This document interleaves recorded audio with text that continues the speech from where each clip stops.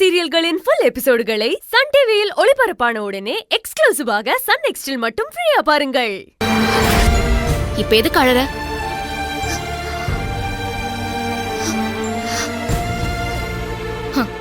அதான் என்னெல்லாம் பேசக்கூடாதோ அதெல்லாம் பேசி அவர் அனுப்பிட்டல்ல, அதுக்கப்புறம் எதுக்கு அழுதுட்டு இருக்க?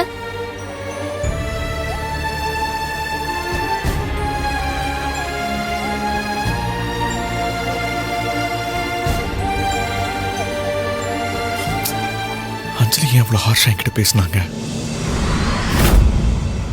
மகேஷ், இங்க பாரு,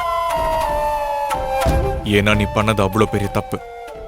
அதனால்தான் அவங்க அவ்வளவு கோவமா பேசினாங்க.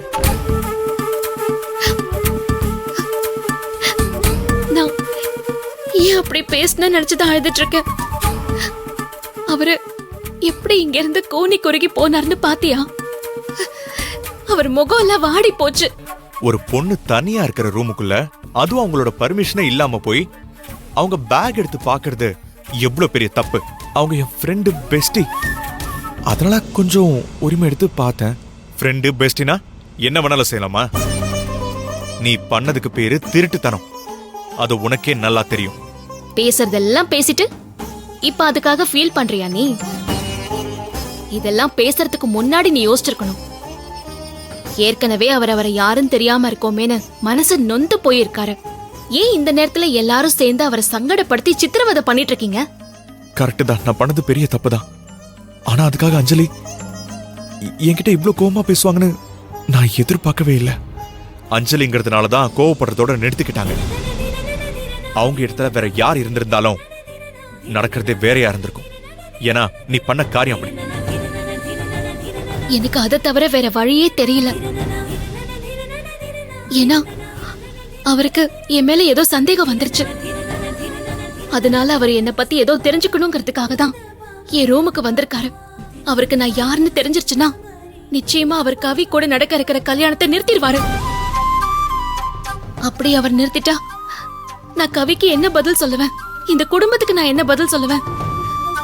ஒட்டுமொத்த குடும்பமும் என்ன குற்றவாளியா பாக்குமே. அஞ்சலி உன்கிட்ட கேட்ட மாதிரியே நீங்க ரெண்டு பேரும் அவுட் ஹவுஸ்ல இருக்கிறத வேற யாராவது பார்த்திருந்தா என்ன ஆயிருக்கும்? ஏன் கவியோ, கவியோட அம்மாவோ, சித்தியோ பார்த்திருந்தா என்ன நினைப்பாங்க? அஞ்சலி பேர் தானே கெட்டு போகும். நான் இந்த வீட்டை விட்டு போற வரைக்கும் நான் யாருன்னு அவருக்கு தெரியவே கூடாது.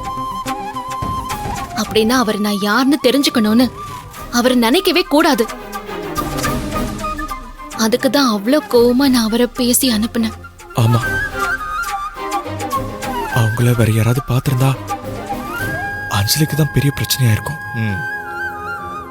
அந்த பயத்துல தான் அவங்க உன்கிட்ட அவ்வளவு கோவத்தை காட்டினாங்க. நீ இதுக்கு என்ன பதில் சொன்னாலும் சரி, நீ இப்ப அவர்கிட்ட அப்படி பேசினது ரொம்ப தப்புதான். பாவம் அவரு. புரியுது.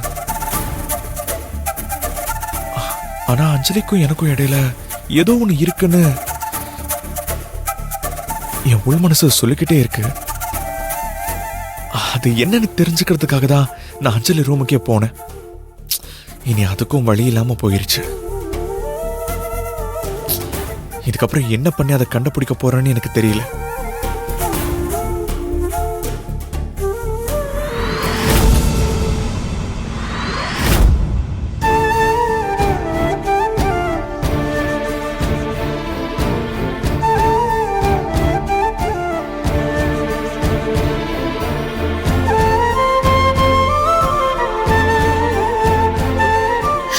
தப்புதான், பெரிய தப்புதான்.